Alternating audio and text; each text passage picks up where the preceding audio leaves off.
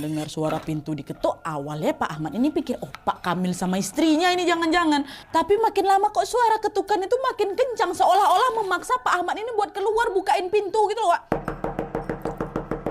Kayak gitu. Aduh, sakit juga ya. Nah, pada saat ketukan kencang ini terdengar, disitulah beliau makin merasa takut lagi, Wak, dan memutuskan tuh, oh enggak, betul nih, aku biar aja lah di bawah kolong ini ya. Makin gak mau buka pintu tuh, biar aja. Beliau tahan napas dan sambil berdoa dalam hati, Wak. Dan terus, Wak, secara mengejutkan, tiba-tiba saja pintu kamar Pak Ahmad ini didobrak secara paksa oleh seseorang. Ya, dari bawah kolong ranjang Pak Ahmad kan ngintip kan. Pak Ahmad mengintip seseorang yang masuk ke dalam kamar itu. Dan di momen itulah Pak Ahmad betul-betul terkejut dia, Wak, dan bergetar badannya karena beliau melihat ada sosok menyeramkan yang masuk ke dalam kamar itu. Sosok menyeramkan, bukan Pak Kamil, bukan Bu Kamil, bukan. Nah, sosok itu adalah sosok nenek-nenek berbaju putih lusuh, berambut panjang, rambutnya juga warna putih menjuntai dia ke lantai, kukunya hitam, Wak, panjang-panjang. Dan yang lebih menakutkan lagi, Pak Ahmad melihat wajah nenek tersebut hancur berantakan, Wak. Ada beberapa bagian dari wajahnya itu yang macam gak utuh tuh, datang neneknya. Dan nenek itu, Wak, kalian tahu, tampak seperti lagi macam ngendus-ngendus, macam lagi cari sesuatu gitu loh, sambil berkata dengan suara yang sangat menyeramkan. Aku mambu nengen so, tapi nengen digi ora ono. Terus sosok tuh ngucap lagi, Wak, nengen di kowe, nengen di kowe, Rini yo, ayo melu aku. Nah, melihat pemandangan tersebut, apa nggak makin keringat dingin Pak Ahmad tua. Dan untungnya beliau tidak putus-putusnya melantunkan doa dan juga selawat. Ya Rabbi, ya Allah, astagfirullahaladzim, ya Allah, lindungi aku, ya Allah, ya Allah, ya Allah. Nah, nenek itu tetap mondar-mandir, Wak.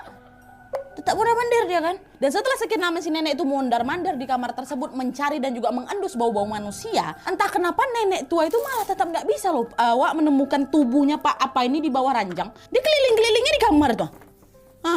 Dan mungkin kan udah capek kali si nenek ini kan. Nenek tua itu pun menyerah dan memutuskan untuk pergi. Pergi deh keluar kamar. Dah, hawa dingin yang tadinya membuat bulu kuduk itu merinding, Wak, perlahan mereda, kata Pak Ahmad. Nah, tapi, Wak, meskipun sosok nenek tua itu udah pergi, hawa kamar udah balik normal lagi, Pak Ahmad itu tetap aja tuh memilih untuk berada di bawah kolong tempat tidur itu. Nggak mau beliau tuh keluar, Wak. Beliau takut kalau sosok tuh balik lagi, macam mana? Dia jemput aku.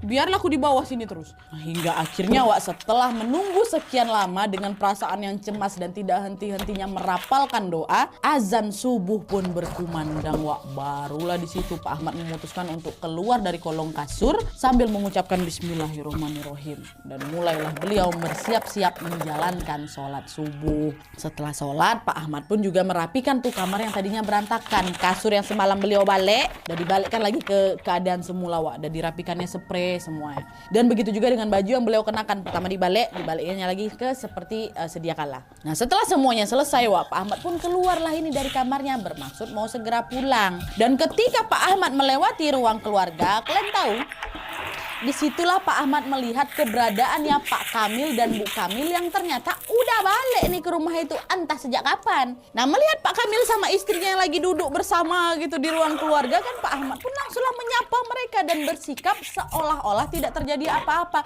Selamat pagi Bapak, Ibu. Aduh, saya mengucapkan terima kasih banyak ya Bu atas semua bantuannya, jamuannya, dan tumpangannya malam ini.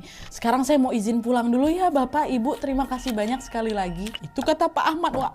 Tapi anehnya, meskipun Pak Ahmad udah bersikap seolah-olah nggak terjadi apa-apa tadi malam, Pak Kamil yang melihat kemunculannya Pak Ahmad justru tidak membalas sapaannya Pak Ahmad, Wak. Pak Kamil ini malah apa? Malah nampak bengong dia, terkejut dia. Kok masih di sini? Itu kata Pak Kamil, Wak. masih di sini. Tatapannya tuh macam mau ditelannya Pak Ahmad, wak melotot kali, dia terkejut. Macam nggak percaya gitu loh. Nah meskipun Pak Ahmad juga keheranan melihat reaksi dan ucapan dari Pak Kamil tadi, Pak Ahmad yang perasaannya makin nggak enak memilih langsung bergegas keluar dari rumah dan pulang pada saat itu juga dengan hati yang berdebar-debar. Wak ditinggalin ya Bu Kamil sama Pak Kamil keluar deh. Dah sesampainya di rumah, Pak Ahmad pun merasa tubuhnya jadi lemas sekali dan nggak percaya dengan apa yang baru saja dia alami. Beliau pulang ke rumah gitu aja, wak buka pintu nggak sampai pula sempat ucapin salam tuh. Istrinya Bu Ahmad yang dari tadi malam menunggu kehadiran suaminya pun merasa lega sekaligus heran juga. Apalagi dia melihat wajah Pak Ahmad ini pucat pasi. Ibu dah nyalakan Bapak. Bapak dari mana aja? Baru kali ini loh Bapak jualan nggak pulang. Semalam Bapak kemana? Bapak tidur di mana Pak? Kemarin Bapak tidur di rumah teman Bapak.